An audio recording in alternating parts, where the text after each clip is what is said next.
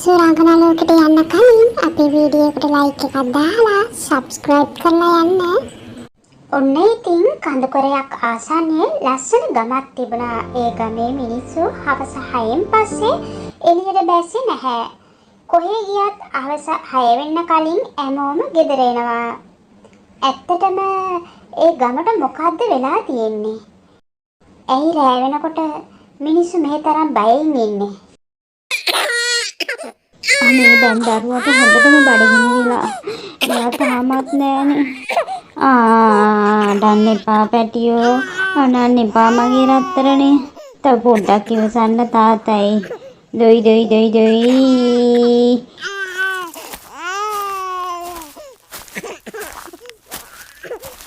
අනේ මල්ලිකා ගමේ කඩේ කිරිපිටි ඉවරලු. මං අන්තිය කඩේට ගිහින් ඉක්මනට බලලා එන්නම් හොඳද? ඉක්මනට එන්නම්. පොඩ්ඩක් බලා ගන්න දරුවව. අනේ මේ වෙලාව එළියට යනවා කියන්නේ මට නම් හරි බයයි. කරන්න දෙයක් නෑ දරුවට කිරිපිටිත් ඕනනේ. අනේ ඔයා පරිස්සමෙන් ගිහින් එන්නනේ.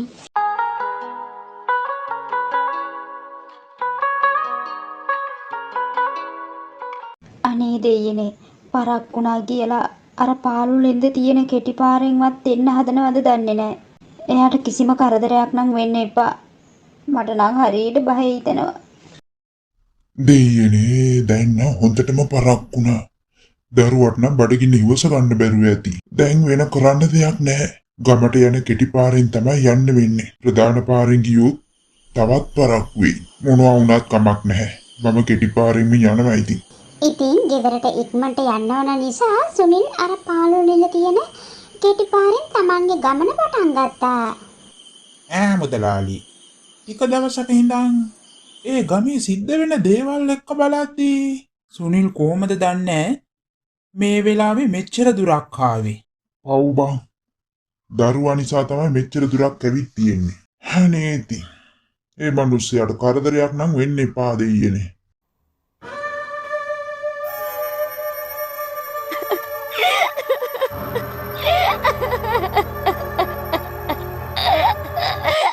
පොඩ්ඩියනේ මේක නම් පුදුමාකාර වදයක් වෙලා අපිට.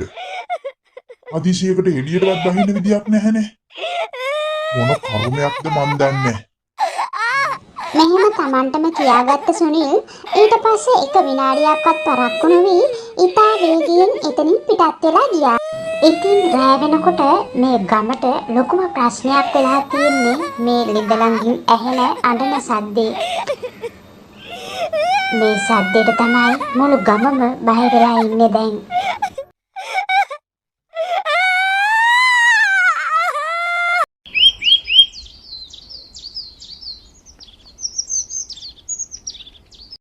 මල්ලිකා උදේම්ම කොහෙද ගියේ? කෝ දරුවා? අනේ කුසුමක්කේ මට හුන හැදිලා ඊයේ ටිකක් අමාරු වුණානේ. දරුවට කිරි දෙන්නත් බැරි වුණා. ඒකයි උදේම ගියා බෙහෙත් ටිකක් ගන්න. දරුවව අල්ලපු ගෙදර ලීලා අක්කට දීලා ආවා. අපි එනකන් එයා බලා ගන්නම් කිව්වා. අනේ එහෙමද? දැන් කොහොමද මල්ලිකා? අනේ පරිස්සමෙන්. දරුවා තාම පොඩිනේ. අනේ ගොඩාක් ස්තුතියි අක්කේ. තාමත් ඇඟට ටිකක් පණ නැති ගතියක් තියෙනවා අක්කේ. එහෙනම් අපි යන්නම් අක්කේ. දරුවත් අඬයිනේ. මල්ලිකා එහෙනම් ගිහින් එන්න. මේ සුනිල් හද හවස නේද ඔයාගේ අයියාගේ පුතා එනවා කිව්වේ? එයාට කිව්වද කලින් එන්න කියලා? අනේ මන්දා මොනවා කරයිද කියලා. මං නම් කිව්වා කලින් එන්න කියලා. බලමුකෝ.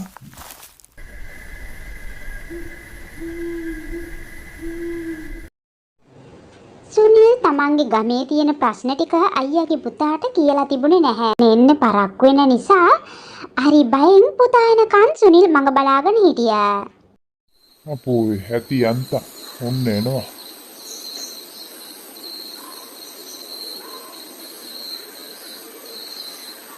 බාප්පේ මං එනකම් බලාගෙන ඉන්නවා වගේ.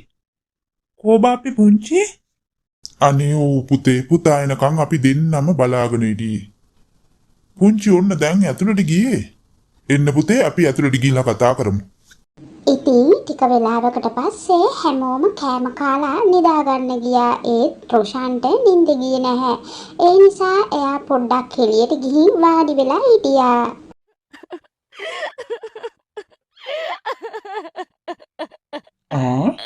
මේ වෙලාවේ කවුද මේ අඬන්නේ? කාට හරි කරදරයක්ද දන්නේ නැහැ. ගිහිල්ලා බලමු ඉස්සරහට.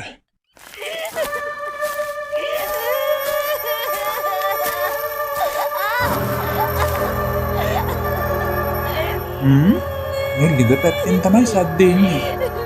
තව ටිකක් ළඟට ගිහින් බලමුකෝ. අනේ මේ වෙලාවේ කවුද මෙතන ඉඳන් හඬන්නේ? මොකක් හරි කරදරයක්ද? වහි වෙන්නේ නැතුව ඉස්සරහට එන්න. මට පුළුවන් ඔයාට උදව් කරන්න. මොකුත් නොදන්නා රොෂාන් ළිඳ ළඟට ගිහින් වටපිටා බලමින් එහෙම කිව්වා.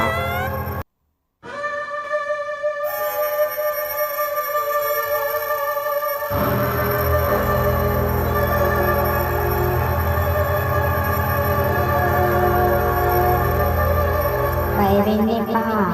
මම ඔයාට කිසිම කරදරයක් කරන්නේ නැහැ. මාත් දවසකට ඔයා වගේ හුස්ම ගත්ත මේ පොළවේ හැවිදපු සාමාන්‍ය මිනිස්සෙක්. මට බොරු චෝදනාවක් කරලා මගේ ජීවිතේ විනාශ කරලා දැම්මා. මගේ මරණයට සාධාරණයක් වෙන්න ඕනේ. මම වැරදිකාරියෙක් නෙවෙයි කියලා ඔප්පු කරන්න ඕනේ. එතකොට තමයි මගේ ආත්මයට නිදහසක් ලැබෙන්නේ. මගේ අඬන සද්ද ඇහෙලා කවුරුත් ආවේ නැහැ. ඔයා විතරයි ආවේ. අනේ මට උදව් කරන්න. මං කියන දේ ගිහින් ගමේ මිනිසුන්ට කියන්නේ. මම නිදාන මගේ සීයා වෙද මහත්තයෙක්. වෙලාවකට මං බෙහෙත් හොයන්න කැලේට යනවා. ඔය වගේ දවසකට මං කැලේට යනකොට අඩෝ ඉක්මන් කරපන්. කවුරුත් ඉන්න කලින් ඉක්මනට. ඒ මොකක්ද ඒ සද්දේ? දේවාලය ඇතුලේ මොකක් හරි වැරදි දෙයක් සිද්ධ වෙනවා වගේ. කෝකටත් ඊ බලන එක තමයි හොඳ.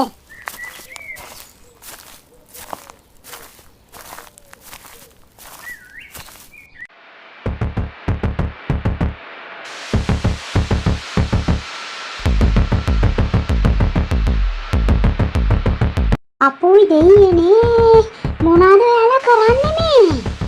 ඉක්මනට ගිහින් ඕක අල්ලපන්. ගමේ හැමෝටම කියන්න කලින්.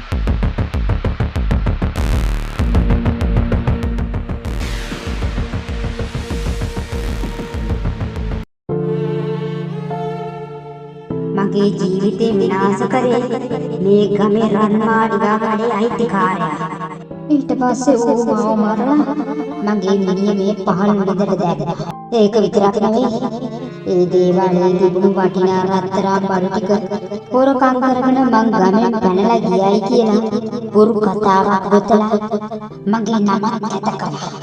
මට ඕන කරලා තියෙන්නේ මට ඕනේ ගමේ හැමෝටම ඉස්සෙල්ලා ඒ මිනිහගේ වෙස් මුණ ගලවලා ඇත්ත මොකද්ද කියලා පෙන්නන්න. දැන් ඔයාට මං කියපු හැම දෙයක්ම මේ විදිහටම ගිහින් ගමේ මිනිස්සුන්ට කියන්න. ගමේ මිනිස්සු දැනගන්න ඕන මට මොකද්ද උනේ කියලා. මම නෙමෙයි වැරදිකාරියෙක් කියලා ඒගොල්ලෝ දැනගන්න ඕන.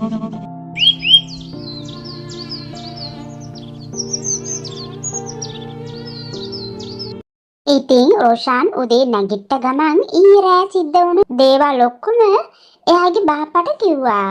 අනේ අම්මපා මෙච්චර ලොකු දෙයක් කරලා මූ හොඳ මිනිහෙක් වගේ ඉන්න හැටි. පව් අප්පාර නිලාන්ති කෙල්ල. හැත්තටම මේ ළමයාගේ මරණයට සාධාරණයක් වෙන්නම ඕනේ. එන්න පුතේ අපි මේ දේවල් ඔක්කොම ගිහිල්ලා ගමේ මිනිසුන්ට කියමු.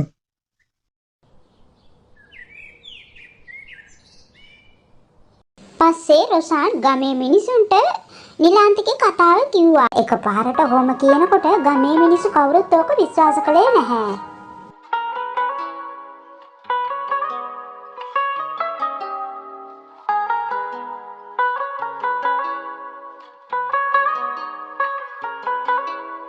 අනේ බං ඌ මොනවා කිව්වොත් කිසිම සාක්ෂියක් නැතුව කොහොමද ඔප්පු කරන්නේ? ඕක ඇති බං අපිට.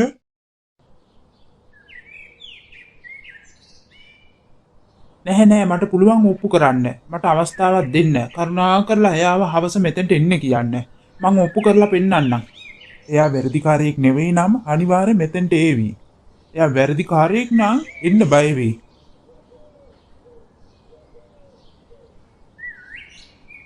එහෙත් මුදලාලි කිසිම බයක් නැතුව ඒගොල්ලන් කියපු තැනට කියපු වෙලාවටම ආවා. පස්සේ ගමේ මිනිස්සු ඔක්කොම එකතු වෙලා රොෂාන් කියපු දේ ගැන අහනකොට බොරු චෝදනා කරන්න එපා කියලා මුදලාලි ඒවා ප්‍රතික්ෂේප කරා.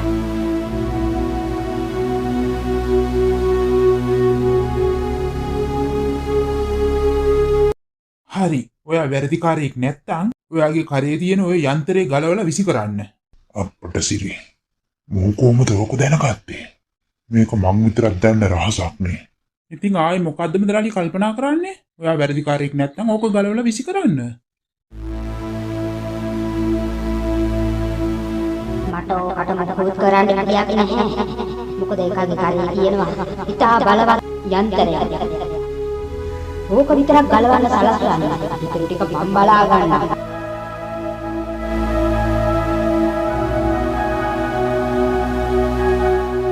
මම මොකටද බය වෙන්නේ? මං කිව්වේ නෑනේ ගලවන්න බෑ කියලා. ඕන්න ගලවලා ගත්තා ඉතින්. මේකනේ ඕනේ ඔයාලට.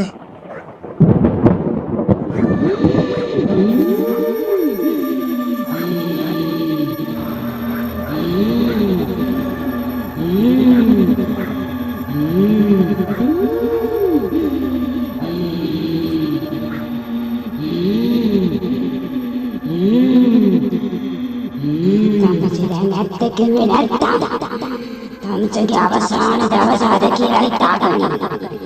කියපන් මට මොකක්ද කරේ කියලා. මං වැරදිකාරියෙක් නෙවෙයි කියලා කියපන්. නිලාන්තිව පළවෙනි පාරට ඕම දැකපු ගමේ මිනිස්සු හැමෝම බය වුණා. මුදලාලිත් හොඳට බය වෙලා බයෙන් හැමදේම දොඩවන්න පටන් ගත්තා.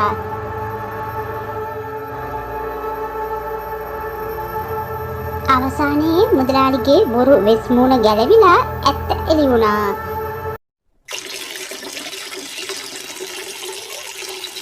අන්තිමට ඔහු කරපු අපරාධයට නිසි දඬුවමක් ලැබුණා.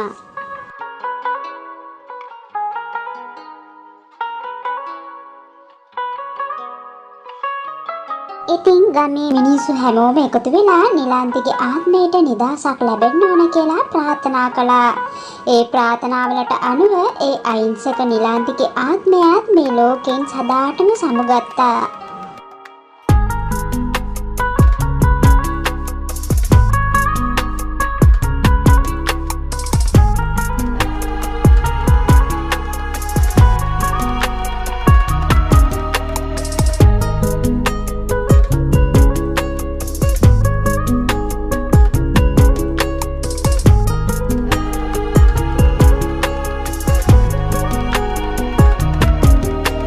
පිටකේ එකතුන හැමෝටම බොහොම ස්තුතියි.